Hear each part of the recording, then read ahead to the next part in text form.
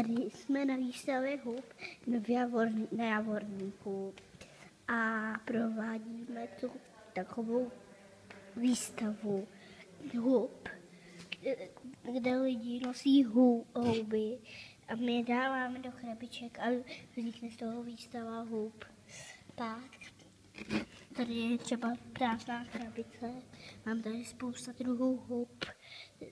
A nějaký jsou i neznámý, ani Bilška je možná nebude znát, takže to je těžké je rozeznat, v houbinkách je zmatek, máme hodně hub, i těch lišek, no.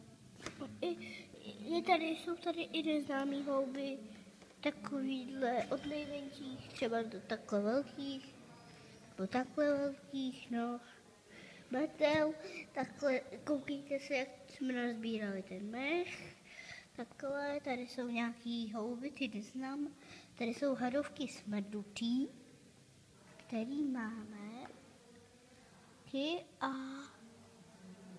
No, tady jsou ty hadovky, hříbky. Tady jsou taky hříbky.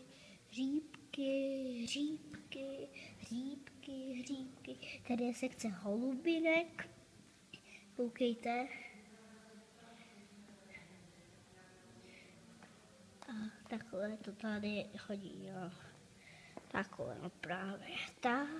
Tady takhle jdeme a tady takhle lidi budou chodit. Tady jsou kuřátka. Pak tady takhle budou lidi chodit a koukat se na to. A který budou jedlí, udělají se z toho nějaký jídla. A který ne, tak se budou muset bohužel vyhodit. Tady jsou píchavky, jak vidíte. Tady jsou nějaký bílý houby, tady jsou černý. Choroš, tady už jsme byli. Ahoj. Rád jsem vám to vypověděl. Ahoj.